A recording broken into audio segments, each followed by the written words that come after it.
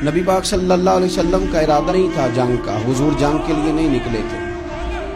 قریش اس طرح کرتے تھے کہ مسلمانوں کے قافلے لوٹ لیتے تھے، لوٹ مار کرتے کرتے مدینے کی سرحد تک وہ آ جایا کرتے تھے۔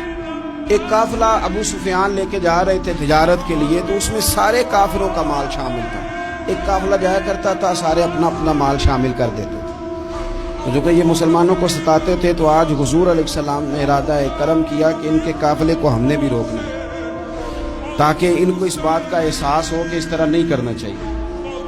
اس قافلے کے لیے نبی پاک صلی اللہ تعالی علیہ وسلم نکلے، جنگ کا تو ارادہ ہی نہیں تھا۔ 313 لوگ حضور کے ساتھ تھے، اور سواریوں کی تعداد اس طرح کی تھی کہ بعض اوقات ایک ایک سواری پر 3 لوگ سوار تھے، تو 2 آدمی سوار ہوتے تھے، تیسرا پیدل چلتا تھا۔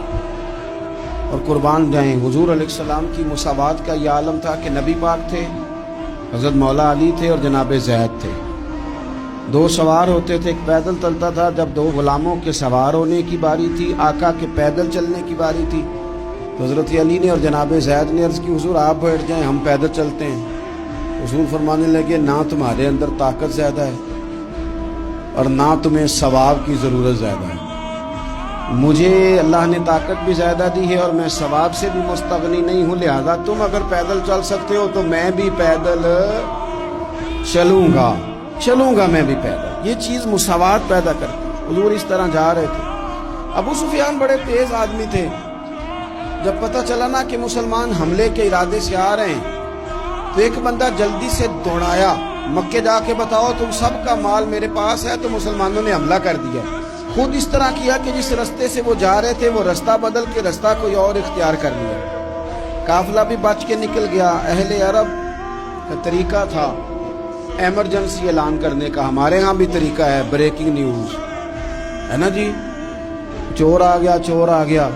پھر وہ کئی دفعہ صحیح بھی آتا ہے تو لوگ یقین نہیں کرتے۔ ہر شے کی تو بریکنگ نیوز ہے، اور کھولیں تو بیچ میں سے کچھ بھی نہیں نکلتا، نیری نیوز بھی نہیں نکلتی، بریکنگ کیا نکلنی ہوتی ہے۔ اس لیے میں کہتا ہوں کہ میڈیا کی ہر بات کو تسلیم نہ کر لیا کریں، سوشل میڈیا پہ چلنے والی ہر خبر کو نہ مان لیا کریں۔ یہاں تو اتنا عجیب حال ہے، ہمارے ایک بزرگ عالم دین ہے، بیچارے پچھلے دنوں وضاحت دے رہے تھے، خود بیٹھ کے کہہ رہے تھے میں زندہ ہوں بھائی، کسی نے میڈیا پہ خبر دے دی کہ میں فوت ہو گیا ہوں۔ وہ کہہ رہے تھے مہربانی کرو مجھے سونے دو، سارا دن ٹیلی فون آتے ہیں اور لوگ مجھے ہی فون کر کے میری ہی تعزیت کا پوچھنے لگ جاتے ہیں۔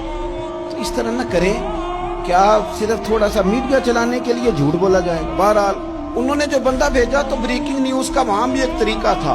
اونٹ کے کان ناک کاٹ دیتے تھے، اپنے کپڑے پھاڑ لیتے تھے۔ اب اونٹ بڑے زور سے چلاتا تھا، جب اس کا ناک کٹ جاتا تھا، اونٹ چلاتا تو لوگ گھروں سے نکل آتے۔ اب وہ جو بندہ ابو سفیان نے بھیجا تھا، اس نے جا کے اپنے اونٹ کے ناک کان کاٹ دیے۔ لوگ دوڑے باہر نکلے، پوچھا کیا ہوا، تو اس نے کہا نکلو تمہارا تو مال سارا لوٹنے لگے مسلمان۔ ابو سفیان بچ کے نکل گئے تھے، انہوں نے پیغام بھی دیا کہ میں بچ کے آ گیا ہوں، اب آنے کی ضرورت نہیں۔ لیکن انسان کو جو چیز سب سے زیادہ پستی میں لے جاتی ہے وہ اس کا تکبر ہوتا ہے۔ تو مینوں جاندا ہی نہیں، تجھے میرا پتہ ہی نہیں، کہ لے ڈوبتی ہے چیز لوگوں۔ انہیں بھی لے ڈوبی، انہوں نے کہا جی آپ نہیں واپس جانا، اب چلو۔ 1000 کا لشکر، گانے بجانے والی عورتیں ساتھ، شراب کے مٹکے ساتھ، 10 اونٹ روز ذبح ہو رہے ہیں، سردار دعوتیں پکا رہے ہیں، گوشت بھونا جا رہا ہے۔ بدر میں پہنچ گئے، مسلمان بھی 313 پہنچ گئے۔ یہ ساری رات شرابیں پیتے، وہ ساری رات سجدے کرتے، یہ نعت گانے سرور کی محفلیں سجتی اور وہ رسول پاک کی تقریر سنتے، حضور کے خطبات سے فیض یاب ہوتے۔ عمیر بن وہب کو بھیجا ابو جہل نے کہا پتہ کر کے او بندے کتنے، اس نے جا کے کہا کہ 312 313 310 اتنے۔ کہنے لگا جنگ کیا کرنی ہے، ان کو سویرے اونٹوں کی پشتوں پہ باندھ کے لے جائیں گے، مکے جا کے دیکھیں گے کیا کرنا ہے۔ یہ تکبر ہے نا۔ تو عمیر بن وہب کہنے لگا ہیں 312 ہیں 313، میرے اندازے میں 310، لیکن ایک کا بھی واپس جانے کا ارادہ کوئی نہیں۔ میں نے جس کو بھی دیکھا ہے شہادت کی دعا مانگتے دیکھا ہے، ارادہ بڑا پکا لے کے آئے، شہادت ہے مطلوب و مقصود ہے مومن، نہ مال غنیمت نہ کشور کشائی، نبی پاک صلی اللہ علیہ وسلم نے جب دیکھا نا کہ وہ تو جنگ کے لیے آن پہنچے ہیں اور ارادہ تو قافلے کا تھا، تو حضور نے صحابہ سے مشورہ کیا. نبی پاک علیہ الصلوۃ والسلام نے ہمیں بتایا ہے کہ چیزیں مسلط نہ کرو. ہم نہ اپنا مسلط کرتے ہیں، یعنی تراویح پڑھنے والا بندہ دوسروں کو بڑا گھورتا ہے کہ تو کیوں نہیں پڑھتا، تو پڑھ رہا ہے نا تو اللہ سے دعا کر یہ بھی پڑھے. لیکن اپنا مسلط نہ کر، دعوت دے، تبلیغ کر. نفل پڑھنے والا سب کو گناہگار ہی سمجھنے لگ جاتا ہے. عصر کی پہلی 4 سنتے تو کیوں نہیں پڑھتا، تو کیوں. بھائی آپ مسلط کریں گے، آپ رائے دیں اور رائے دے کے سائڈ پہ ہو. مسلط کرنے کی تو اجازت نہیں. حضور کا تو حکم چل سکتا ہے نا، چلتا ہے نا. لیکن حضور نے بھی صحابہ سے پوچھا بھائی وہ تو لڑنے آ گئے ہیں، اب کیا کرنا ہے؟ تو حضرت صدیق اکبر کہنے لگے حضور کرنا وہ ہے جو آپ نے فرمانا ہے. حضرت عمر کہنے لگے حضور تلواروں کو تو زنگ لگ گیا ہے. اور جناب علی شیر خدا مرتضی مشکل کشا غلعطا مولا کائنات فرمانے لگے حضور علی اور تلوار یہ تو رشتہ ہی بڑا پرانا ہے، تیاری کریں. حضور کا خیال تھا کہ انصار بھی تو بولے نا، تو سب مہاجرین بول رہے ہیں. انصار کو جب سمجھ آئی نا کہ اشارہ ہماری طرف ہے تو حضرت سعد بن عبادہ اٹھے، کہنے لگے حضور آپ کا اشارہ ہماری جانب ہے؟ فرمایا ہاں. کہا یا رسول اللہ صلی اللہ علیہ وسلم خشکی پہ بھی لڑیں گے اور دریا میں بھی لڑیں گے. حضور انسانوں سے بھی لڑیں گے اور آپ حکم دیں گے تو جنوں سے بھی لڑیں گے. وہ بیٹھے تو حضرت مقداد اٹھے اور کمال کر دی، کہنے لگے یا رسول اللہ آپ ہم سے ارادہ پوچھ رہے ہیں؟ ہم کوئی حضرت موسیٰ کی قوم ہے جو اپنے نبی سے کہہ دیں گے آپ لڑیں اور آپ کا خدا لڑے؟ سونیا ہم آپ کے ساتھ لڑیں گے اور آپ کے قدموں پہ جانیں بھی قربان کریں گے. نبی کا حکم ہو تو کود جائیں ہم سمندر میں اور جہاں کو محو کر دیں نعرہ اللہ اکبر میں. نہتے 313 بشر شوق شہادت میں نکل آئے تھے میدان میں محمد کی قیادت میں. نہ تیغ و تیر پہ تکیا، نہ خنجر پہ، نہ بھالے پر، بھروسہ ہے تو ایک سادی سی کالی کملی والے پر. نبی پاک صلی اللہ تعالیٰ علیہ وسلم نے جذبات سنے تو فرمایا چلو نہ چلیں پر چھوٹے چھوٹے بچے واپس کر دو. ایک چھوٹے بچے تھے عمیر بن ابی وقاص، حضرت سعد بن ابی وقاص کے بھائی، زمین پہ لیٹ کے رونے لگے سونے میں نے بھی جانا ہے. کمپیوٹر کے لیے نہیں رو رہے، موبائل کے لیے نہیں رو رہے، نئی سائیکل کے لیے نہیں، شہادت کے لیے. حضور میں لڑوں گا اب مجھے لے کے تو چلیں. یا رسول اللہ میں طاقتور نکلوں گا، لے کے تو چلیں. ان کے آنسو دیکھ کے حضور نے فرمایا لے چلو نا ساتھ. فطرت مسکرا رہی تھی. حضرت سعد بن عبادہ ایک دوسرے سے کہہ رہے تھے ہم سے لڑنے آیا ہے ابو جہل. جس قوم کے بچوں کی شجاعت کا یہ عالم ہے اس قوم میں علی کا کیا حال ہوگا اور امیر حمزہ کا کیا عالم ہے. یہ ہمارے ساتھ مقابلہ کریں گے یہ لوگ. اور چھوٹے اتنے تھے حضرت عمیر کے تلوار اپنے ہاتھوں سے اپنے گلے میں نہیں لٹکا سکتے تھے، وہ بڑے بھائی نے لٹکائی. میدان میں نکلے، حضور علیہ الصلوۃ والسلام نے تقریر کی. فرمایا تمہیں پتہ ہے تم کس جنت کی جانب جا رہے ہو؟ وہ جنت ہے جس کی چوڑائی زمین آسمان کے برابر ہے.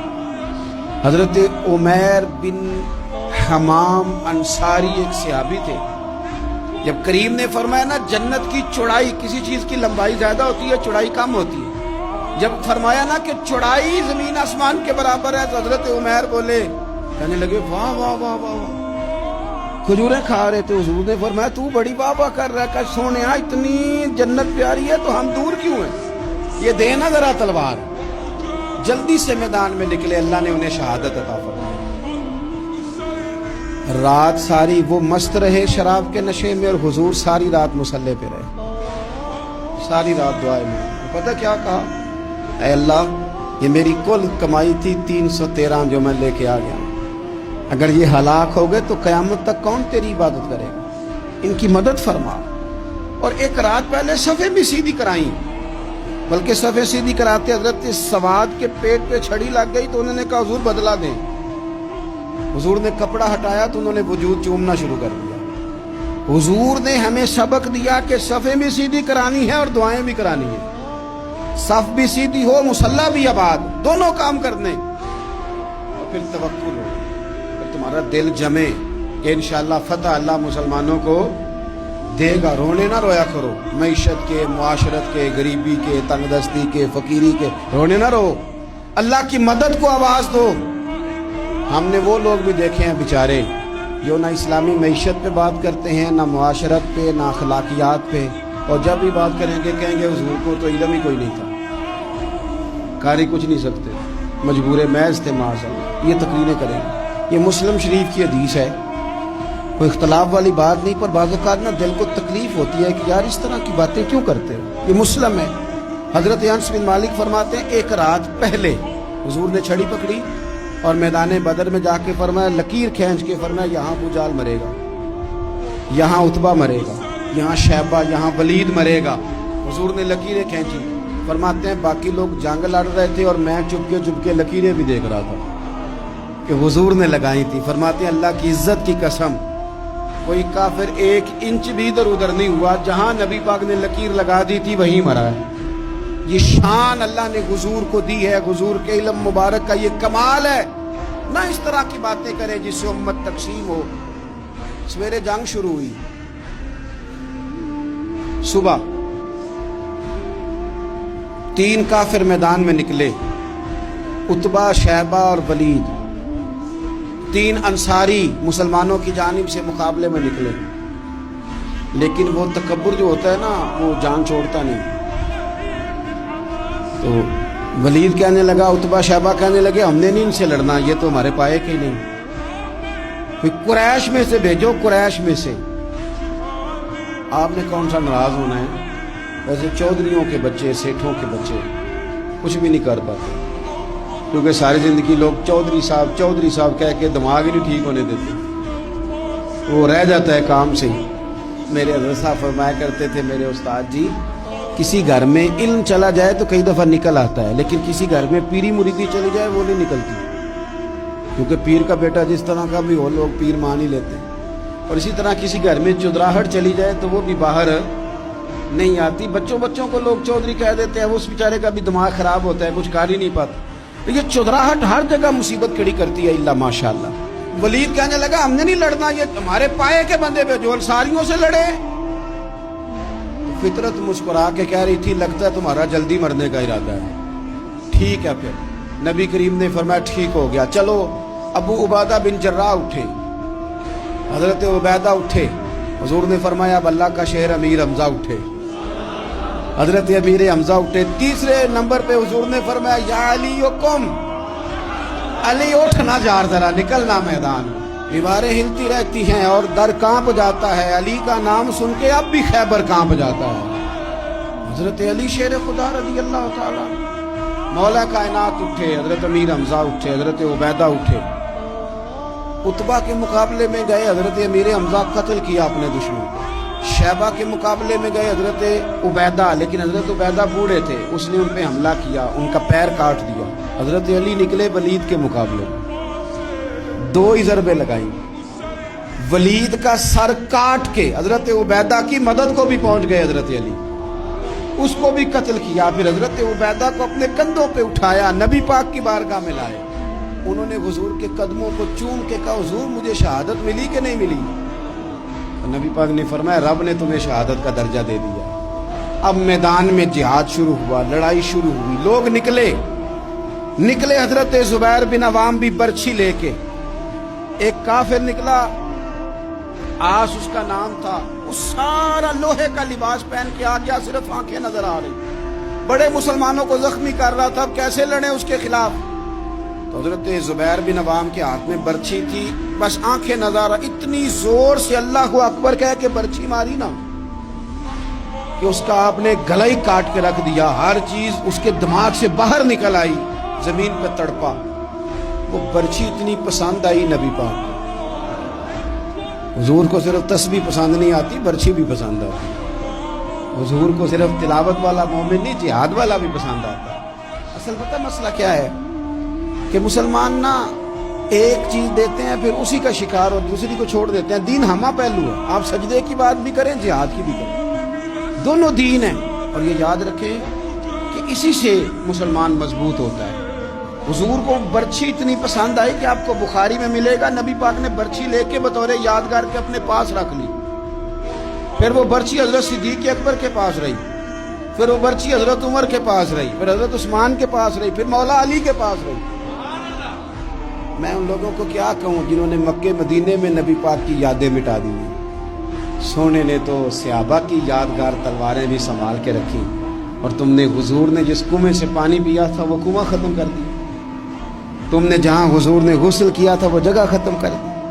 کیا بات کرتے ہو صاحب، وہ جگہ تو ہمارے لیے چومنے کے لائق تھی اور آنے والی نسل کو وہاں عقیدت کے پھول برسانے تھے، تم نے کیا سلوک کیا؟ جنگ آگے بڑھی، تلواریں چمکی، 2 چھوٹے بچے، او نوجوانوں خدا را واپس لوٹو اپنے دین کی طرف، 2 چھوٹے بچے، اور یہ اس طرح کے لفظ ہیں، مجھے کیا لینے دو وہ دیسی تھے، مجھے کیا لینے دو پینڈو تھے۔ وہ 2 بچے آ کے حضرت عبد الرحمن ابن عوف سے پوچھتے ہیں، کہتے ہیں چاچا جی ابو جال کدھر ہے؟ یہ لفظ ہیں حدیث میں، چاچا جی، چاچو کدھر ہے ابو جال؟ کہتے ہیں میں نے ہاسکے کا پتر، تم نے کیا کہنا ہے؟ تو چھوٹے والے کو باتیں بھی صحیح نہیں کرنے آتی تھی، کہنے لگا چاچا اسے مارنا ہے۔ کہا کیوں مارنا ہے؟ کہا اس لیے کہ ہم نے سنا ہے وہ ہمارے نبی کو برا کہتا ہے معاذ اللہ۔ کہا تم اگر نام مار سکے تو چھوٹا کہہ رہا ہے، کہتا نام مار سکے تو مریں گے تو صحیح نا حضور کے نام پہ۔ حفیظ جلندری کہتے ہیں وہ کہہ رہا تھا مریں گے یا ماریں گے اس ناری کو، سنا ہے گالیاں دیتا ہے وہ محبوب باری کو، معاذ اللہ حضور کو برا کہتا ہے۔ میدان میں آئے دونوں، زور زور سے تلواریں ماری، گھوڑے سے گرا لیا ابو جال۔ حضرت معاذ جو تھے بڑے والے، ان کا بازو کٹ گیا، تھوڑا سا گوشت سا لٹک رہا تھا۔ یہ نرم و نازک بچے ہمارے، یہ میدانوں میں کام کریں گے، جن کو تھکاوٹ ہوتی ہے، جو پیناڈال کی گولی کھا کے سوتے ہیں رات کو، بازو لٹک رہا تھا۔ حضرت معاذ نے اس پر اپنا پیر رکھا، جھٹکا دے کے اتار دیا۔ حضرت عبداللہ ابن مسعود کو کہا، انہوں نے گردن کاٹ دی ابو جال کی۔ دونوں تلواریں لے کے حضور کے پاس گئے۔ چھوٹا کہتا ہے حضور میں نے مارا ہے، بڑا کہتا ہے حضور میں نے مارا، کہتا ہے نہیں تو پیچھے تھا میں نے مارا ہے، وہ کہتے نہیں تو بعد میں آیا تھا میں نے مارا ہے۔ فرمایا تلواریں دکھاؤ نا۔ جب تلواریں دکھائیں تو حضور فرمانے لگے تم دونوں نہیں مارا ہے، برابر کا ثواب ہے۔ جس کا بازو کٹا تھا کریم رسول نے فرمایا ادھر لانا بازو، وہ بازو لائے، حضور نے اسی جگہ رکھ کے نا دوبارہ لعاب دہن لگایا۔ حضرت معاذ حضرت عثمان غنی کے زمانے تک موجود رہے۔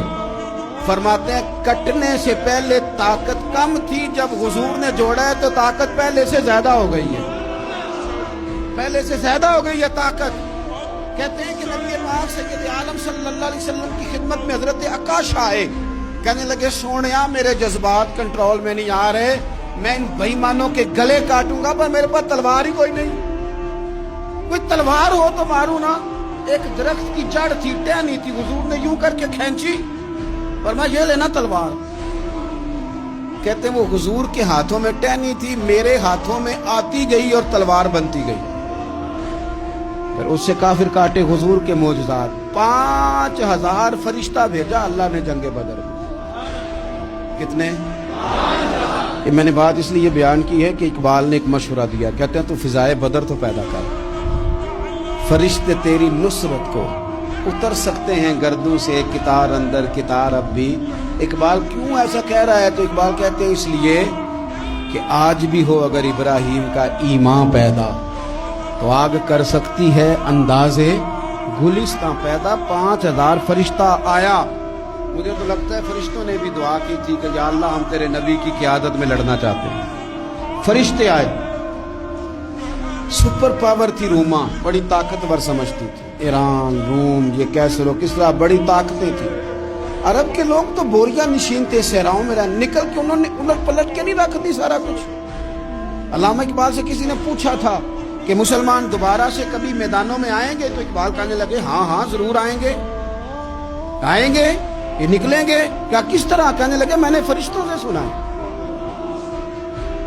نکل کے صحرا سے جس نے روما کی سلطنت کو الٹ دیا تھا، نکل کے صحرا سے۔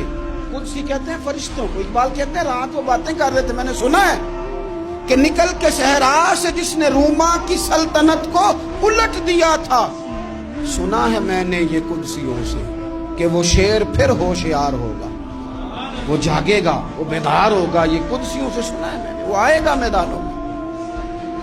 घुमसान का रंग पड़ा, अबू जाल कत्ल हुआ, उमैया कत्ल हुआ, कुछ देर के बाद मारा गया। अबुल बुख्तरी और उतबा और शैबा और वलीद बड़े बड़े सरदार कत्ल हुए।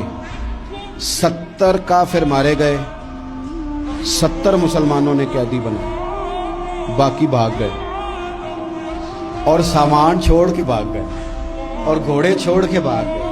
और जिसको इधर भागने का मौका मिला इधर भागा, कह रहे थे इनको बांध के ले जाएंगे, और जिसको इधर भागने का मौका मिला वो इधर भागा।